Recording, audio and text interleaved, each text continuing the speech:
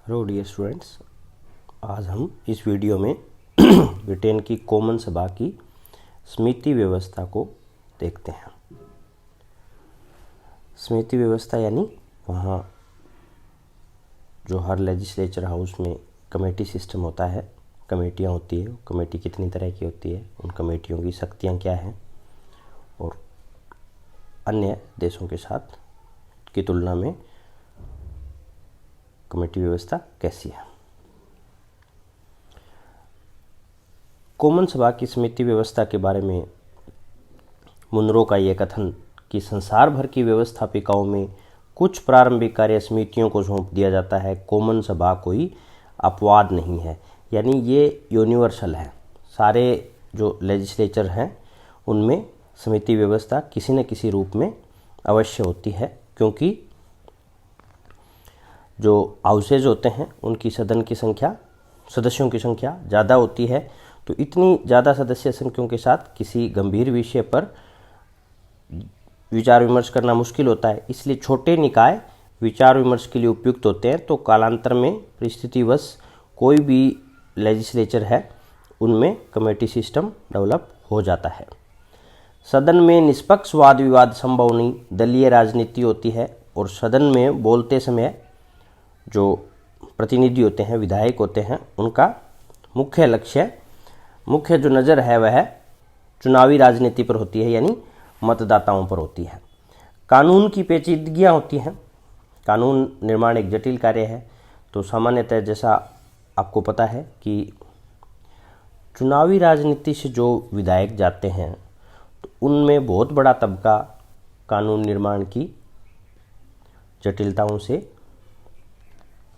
में अनुभवी नहीं होता। तो उस केसेस में यद्यपि वो जनता के प्रतिनिधि हैं, लेकिन जिस काम के लिए वो चुने गए हैं उनमें उन्हें कोई विशेषज्ञता हासिल नहीं है। इसलिए कानून की पेचीदगियों ने भी इस बात को अनकरेज किया कि पूरे सदन की बजाय एक छोटा सदन है, यानी कमेटी, उस पर पुनर्विचार करे, उस पर गहन अध्ययन करे। सदन के समय की बचत होती है। बहुत सारे काम होते हैं, सदन बहुत कम टाइम के लिए बैठता है। सदन के जो सत्र होते हैं वो लिमिटेड टाइम के लिए होते हैं, न कि पूरे साल। तो सदन के को बाकी टाइम करने के लिए, बाकी काम करने के लिए समय मिल जाता है। सदन प्रक्रिया नियमों से कठोरता से बंधी होती है। हाँ, जो हाउस हैं विधायन के, वो जो उनके नियम हैं उनसे कठोरता से बंधे होते हैं। तो उस पर पुनर्विचार, उस पर विचार है, जो एक तरीके से डिस्कशन है, विचार विमर्श है, वह उन नियमों की जटिलताओं से भी बाधित होता है।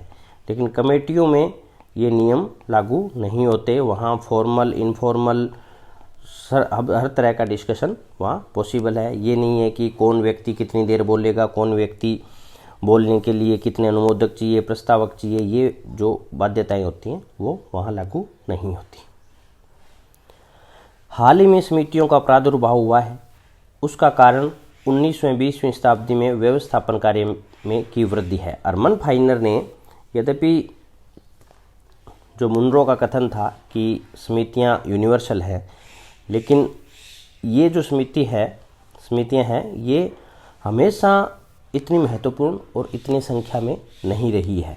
अर्मन फाइनर ने इस संख्या में वृद्धि और उनकी महत्ता में वृद्धि का कारण माना है कि व्यवस्थापन कार्य में वृद्धि हुई है 19वीं और 20वीं शताब्दी में।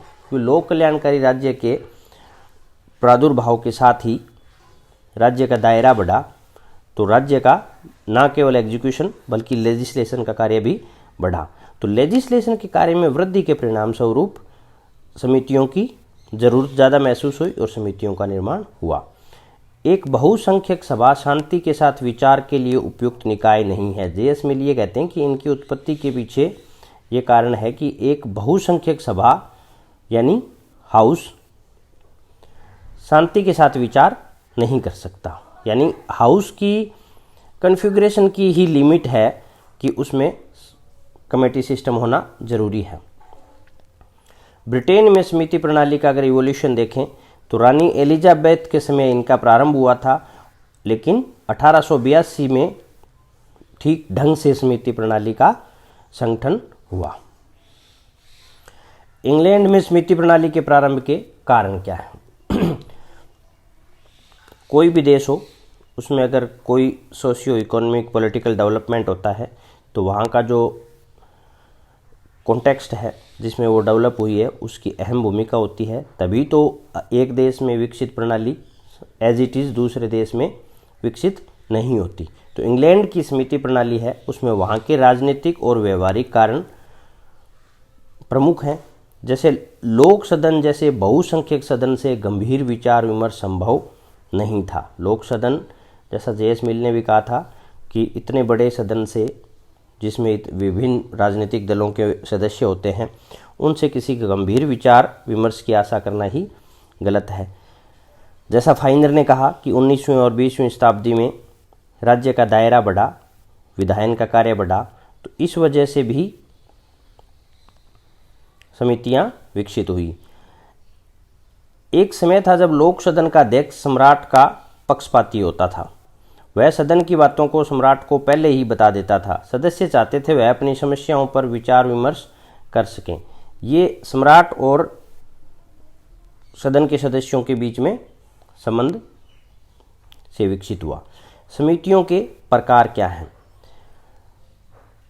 हाउस ऑफ कॉमन में एक तरीके से ये निम्नलिखित जो आपको दिख रही हैं, ये 6 समितियां हैं या 6 प्रकार की समितियां हैं।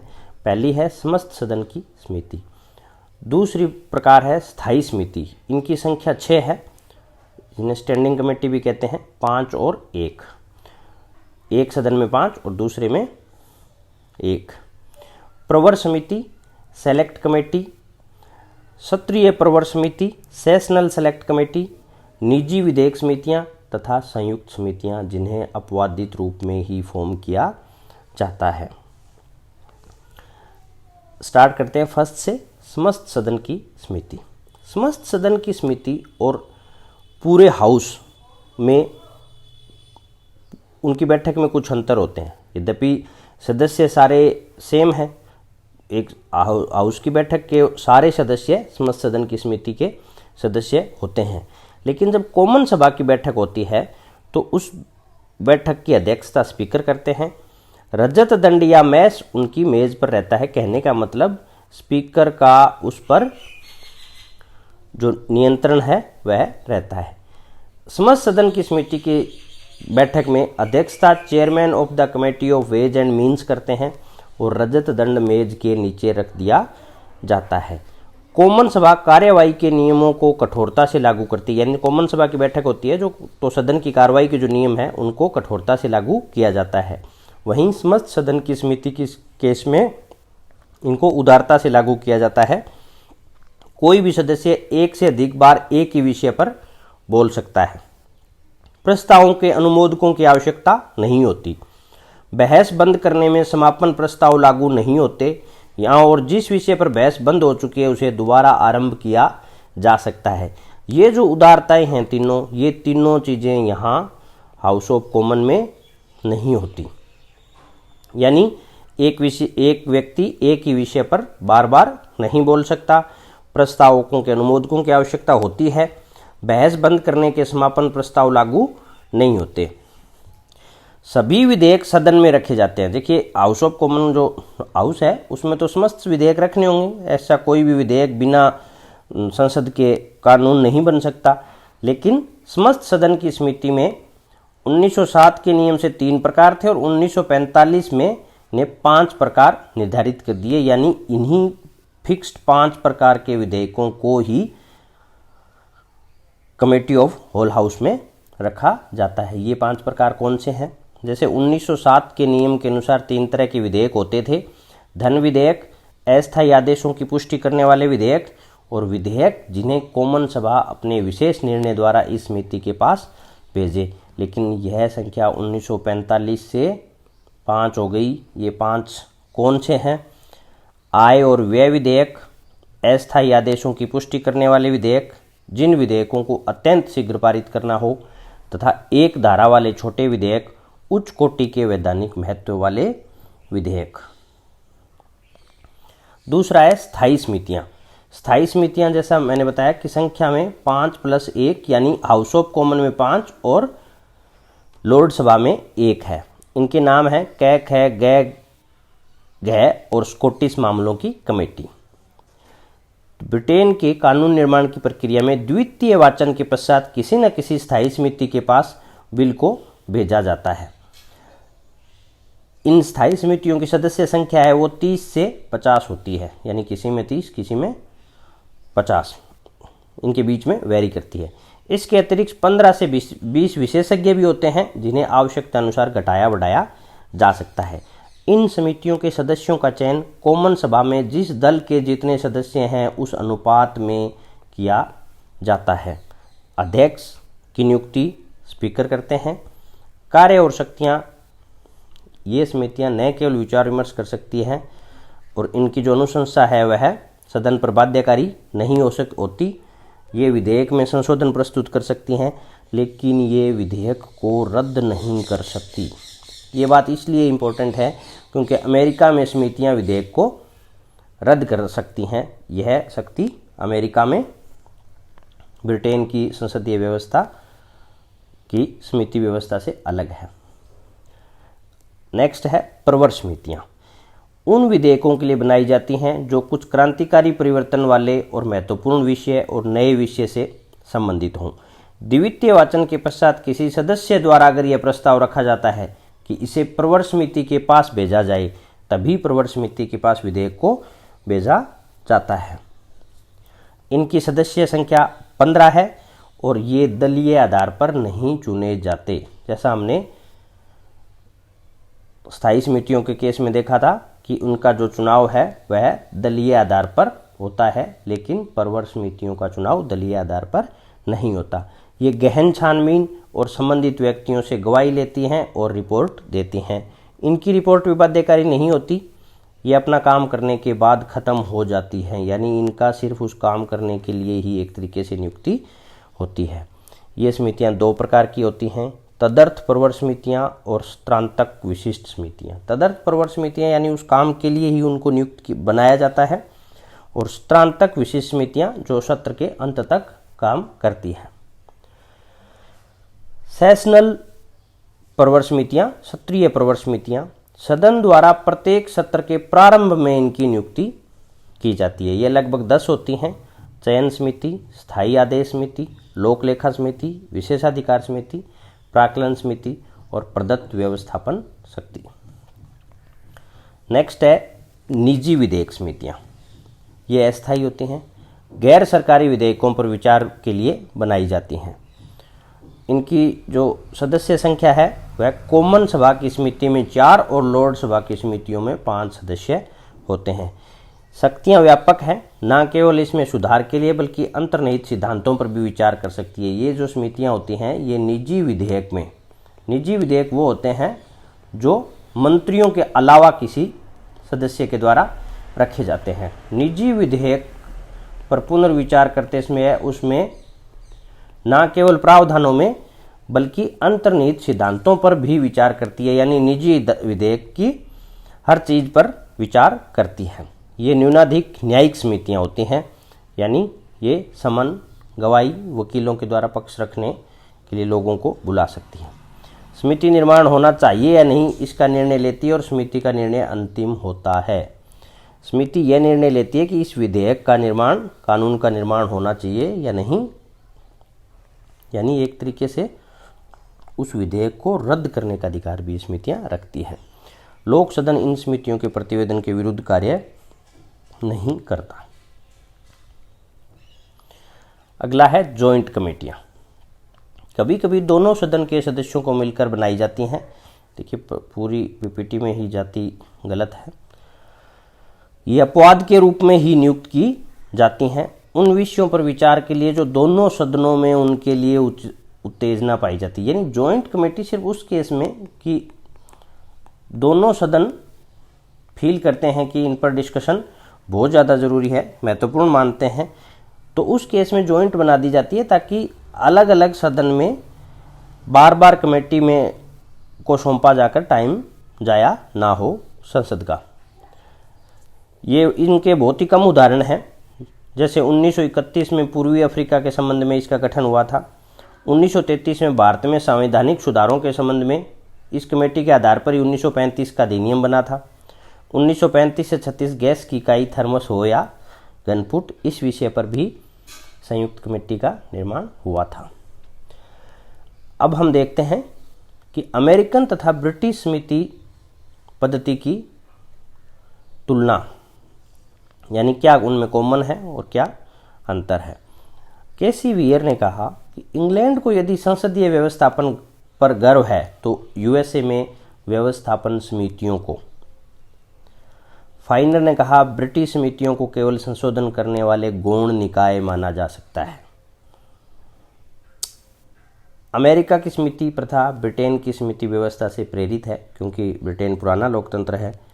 दोनों देशों में स्थायी समितियां हैं, विशिष्ट समितियां हैं और संपूर्ण सदन की समितियां हैं। देखिए, भारत में संपूर्ण सदन की समिति का प्रावधान नहीं है, लेकिन अमेरिका और ब्रिटेन दोनों में यह प्रावधान है।